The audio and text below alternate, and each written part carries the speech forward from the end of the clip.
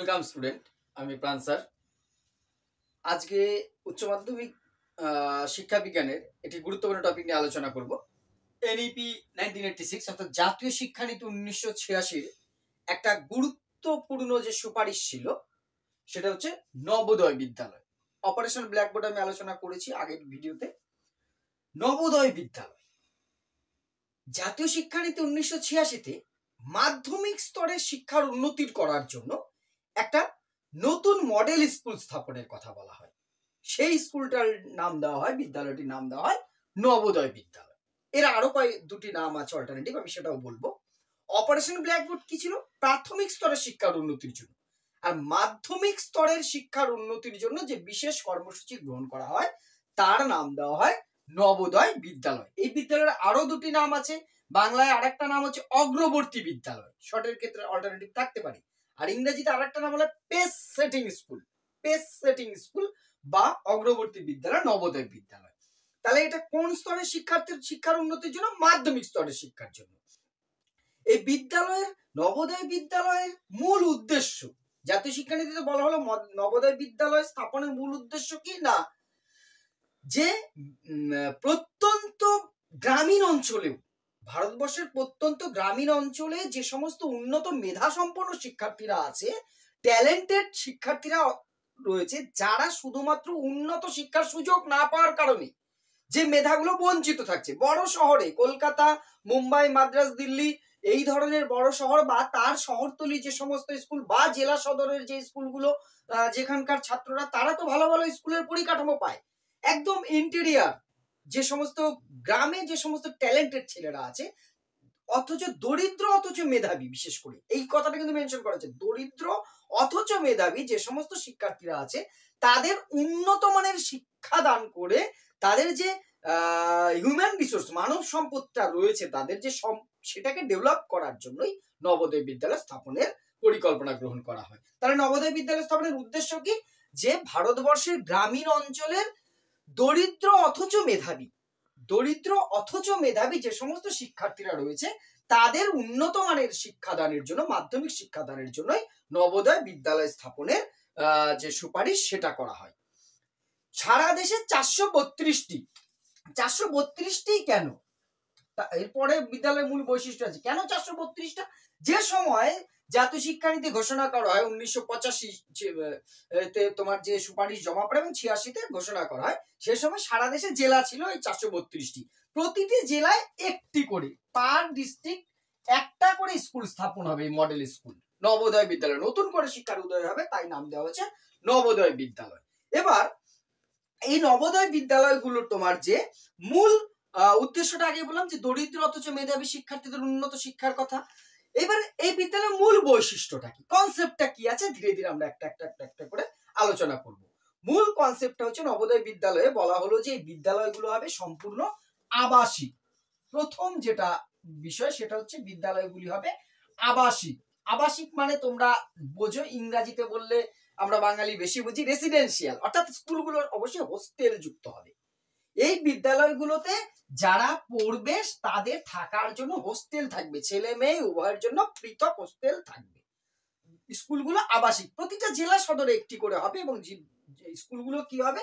আবাসিক বিদ্যালয় হবে, সম্পূর্ণ রেসিডেন্সিয়াল। এই স্কুলগুলোতে কোন শ্রেণী থেকে কোন শ্রেণী পড়ানো হবে?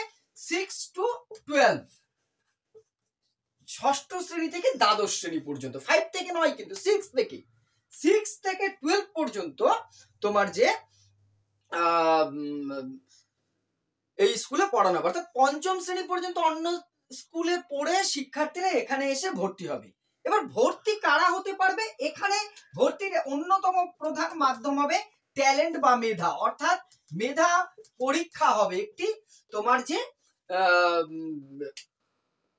অ্যাডমিশন টেস্ট যেটাকে আমরা বলছি, অ্যাডমিশন টেস্ট দিয়ে পঞ্চম শ্রেণী উত্তীর্ণ যারা হবে, যারা 5-এ পড়ছে, সে পাঠরত অবস্থায় এখানে ফর্ম ফিল আপ করবে এবং তারপরে একটা অ্যাডমিশন টেস্ট হবে। সেই টেস্টে যারা সফল হবে মেধার বিচারেই এখানে ভর্তি করা হবে। এবং যদি যেটা হয় সব জায়গায় এখন আছে নবোদয়, পরে আসছি, সেই নবোদয় বিদ্যালয়গুলোতে দেখা গেল 50-এ পরীক্ষা হচ্ছে, সিট আছে 100টা, তোমার যে 300 জন ছেলে 50-এ 50 পেয়ে বসে আছে, তখন কি হবে, তখন বলা হচ্ছে লটারির মাধ্যমে হবে, যখন সমান ট্যালেন্ট চলে আসবে। এবং এই বিদ্যালয়গুলো আরেকটা ব্যাপার হচ্ছে, এই স্কুলগুলো কিন্তু যথারীতি 1/3 আসন, 1/3 আসন থাকবে গার্লসদের জন্য, কিন্তু তোমার যে রিজার্ভ 1/3, 100টা সিট থাকলে 30টা 33টা সিট থাকবে মানে ছাত্রী, মহিলা কথাটা এখানে ব্যবহার করা যায়, ছাত্রীদের জন্য রিজার্ভ থাকবে। এছাড়া তপশিলি জাতি অর্থাৎ SC ST দের জন্য আইন অনুযায়ী যে রিজার্ভেশন ওটা, সেটা কিন্তু এখানে থাকবে। অর্থাৎ অনগ্রসর শ্রেণী যারা রয়েছে, অর্থাৎ মহিলা, তপশিলি জাতি, উপজাতি, সেই সংক্রান্ত ছেলেরা মেয়েরা যাতে এখানে সুযোগ পায় তার ব্যবস্থা করা হবে। আর একটা মজার রিজার্ভেশন আছে, মজার শুধু নয়, খুব ভালো রিজার্ভেশন, যেটা এই বিদ্যালয়ের উদ্দেশ্য প্রথমে কি বলেছি আমরা, মেধাবী, দরিদ্র, মেধাবী যে প্রত্যন্ত অঞ্চলের, এই টোটাল ক্ষেত্র মিলে 75% সিট রিজার্ভ থাকবে গ্রামের ছেলে মেয়েদের জন্য। এই যে মেয়েরা 1/3 রিজার্ভেশন পাবে, তার 75% আবার গ্রামের মেয়েরা পাবে। ধরো 10টা সিট এসসিদের জন্য রিজার্ভ, সেই 10টা সিটের মধ্যে 7টা শুধুমাত্র গ্রামের এসসি ছেলে বা মেয়ে ভর্তি হতে পারবে। বুঝতে পেরেছো তো? মানে গ্রামের ছেলে মেয়েরা বেশি সুযোগ পাবে। যাদের রেসিডেন্সিয়াল অ্যাড্রেস ভিলেজে আছে, গ্রামে আছে, গ্রাম পঞ্চায়েতের বাসিন্দা, তারা কিন্তু এই নবোদয় বিদ্যালয়ে ভর্তিতে বিশেষ সুযোগ পাবে। ওকে, এইটা সবচেয়ে বড় বৈশিষ্ট্য হচ্ছে গ্রামের, যেহেতু দরিদ্র এবং পিছিয়ে পড়া প্লাস যারা প্রত্যন্ত এলাকার শিক্ষার্থী, তাদের জন্য স্কুল স্থাপনের উদ্যোগ নেওয়া হয়েছে, তাই গ্রামীণ ছেলে মেয়েদের জন্য এখানে বিশেষ রিজার্ভেশনের ব্যবস্থা কিন্তু করা হয়েছে। এই বিদ্যালয়গুলো পরিচালিত হবে CBSE বোর্ডের পাঠ্যক্রম অনুযায়ী, central board of secondary education. CBSE ফুল ফর্মটা আসে CBSE, central board of secondary education. যে তোমার যে বোর্ড রয়েছে, সেই বোর্ডের যে নীতি নির্ধারণ বা যে পাঠ্যক্রম আছে, সেই অনুযায়ী কিন্তু এইখানে স্কুলগুলো তোমার যে পরিচালিত হবে। এইখানে শিক্ষা হবে কি সম্পূর্ণ অবৈতনিক, কোনো বেতন নেওয়া হবে না ছেলে মেয়েদের কাছ থেকে। পড়াশোনায়, হোস্টেলে থাকা, এবং কোনো ছেলে যদি কাছাকাছি এসে হোস্টেলে না থাকে, বাড়ি থেকে যাতায়াত যদি করে, সে যাতায়াত ভাড়া বাবদ সেটা ভাতা পাবে। এখানে এতটাই ফেসিলিটিস রয়েছে। এখানকার যে পাঠ্যক্রমটা তৈরি করবে, সেটা কারা তৈরি করবে বলছি, NCERT যেটা রয়েছে, তারা national council of education research training, যে যারা তোমার যে পাঠ্যক্রম তৈরি করে, তাদের যে উন্নত পাঠ্যক্রম CBSE ফলো করছে, সেই অনুযায়ী এখানে পাঠ্যক্রম পরিচালিত হবে। আর এই বিদ্যালয়গুলো তো উন্নত মানের সমস্ত কি উপকরণ ব্যবহার করা হবে। আধুনিক যে সমস্ত উপকরণ আছে, যত ভারতবর্ষে আধুনিক মডার্ন যে সমস্ত ইকুইপমেন্ট আসবে, TLM আসবে, টিচিং লার্নিং ম্যাটেরিয়াল, সব এখানে আগে অ্যাপ্লাই হবে, হাই কোয়ালিটির। এবং বর্তমান কালে যদি দেখি যে স্মার্ট ক্লাসরুম, ডিজিটাল ব্ল্যাকবোর্ড, এই সমস্ত জিনিসগুলো ব্যবহার হবে।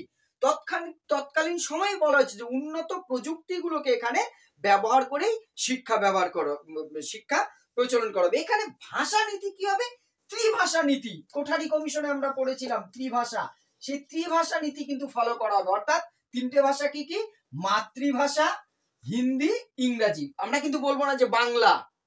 কেন বাংলা বলবো না, এই কারণটা তোমরা আমার আগের ভিডিওতে পেয়েছো, যে যে ছেলেটি বিহার থেকে সে কেন বাংলা পড়বে, যে ছেলেটি অন্ধ্রপ্রদেশ থেকে সে কেন বাংলা পড়বে, তার যার যার মাতৃভাষা তো থাকবেই। আর মেন দুটো ভাষা কি থাকবে, ইংরাজি হিন্দি কিন্তু কমন, আর মাতৃভাষা 3টে ভাষা। কিন্তু উচ্চ মাধ্যমিক নবম থেকে দ্বাদশ পর্যন্ত 9, 10, 11, 12 এই 4টে স্তরে মেন যে পাঠ্যক্রমটা পড়ানো হবে হিন্দি এবং ইংরেজি মাধ্যমে। বাংলা বা যার যার মাতৃভাষা থাকবে, সে সেই ভাষাটা শিখবে, কিন্তু শিক্ষার মেন মাধ্যম হবে হিন্দি এবং ইংরাজি। ওকে, আর কি এখানে শিক্ষকরা নিয়োগ হবে কিভাবে, সমস্ত ট্রেন্ড টিচার প্রথম থেকে। এখন যেমন আমাদের স্কুলগুলোতে দেখছি ডিএড বা বিএড ছাড়া নিয়োগ হয় না, কিন্তু এখানে প্রথম থেকেই নবোদয় বিদ্যালয়গুলোতে কিন্তু ট্রেন্ড টিচার নিয়োগ করার কথা বলা হয়েছে, যাদের শিক্ষকতা করার যে তোমার যে প্রশিক্ষণ থাকবে, তারাই শুধুমাত্র এখানে শিক্ষকতা করবেন। এবং শিক্ষকদের কি করা হবে, এখানকার শিক্ষকদের মাঝে মধ্যে রিফ্রেশমেন্ট কোর্স করানোর কথা বলা হয়েছে। মানে আমি ট্রেনিং নিয়ে শিক্ষকতা করছি হয়তো আজকে 15 বছর ধরে, আমার সেই সমস্ত অভিজ্ঞতাগুলো তো এখন সব কাজে লাগবে না, কারণ অনেক কিছু চেঞ্জ হয়ে গেছে, প্রযুক্তি চেঞ্জ হয়েছে। এই টিচারদের কি করতে হবে, মাঝে মধ্যে ব্রিজ কোর্স করে আসতে হবে। হয়তো 6 মাসের একটা ট্রেনিং এ পাঠিয়ে দিত দিল্লিতে, তারা ট্রেনিং করে এসে যে আধুনিক উপকরণগুলো কি করে শ্রেণীকক্ষে ব্যবহার করা যাবে, মাঝে মধ্যে এদের ট্রেনিং করতে হবে, এটা বলা হয়েছে। আর কি এখানে মূল্যায়ন ব্যবস্থাটাও কিন্তু ইউনিক হবে। এখানে মূল্যায়নটা যেটা এখন আমরা শুনছি সিইসিসি, যেটা সিসিই কম্প্রিহেনসিভ কিউমুলেটিভ ইভ্যালুয়েশন, অর্থাৎ ধারাবাহিক মূল্যায়ন করা হবে। এখানে মূল্যায়নটা শুধুমাত্র বছরে একটা বা দুটো পরীক্ষার করেই যে তোমার যে শেষ হবে তা নয়, কিন্তু এখানে মূল্যায়নটা হবে ধারাবাহিক, সারা বছর ধরে কন্টিনিউয়াস যে ইভ্যালুয়েশন সেটা হবে। এখানে আবিষ্কার পদ্ধতি প্রয়োগ করার কথা বলেছে, ডিসকভার লার্নিং, ছেলেমেয়েরা নতুন নতুন উদ্ভাবন শক্তি প্রয়োগ করবে।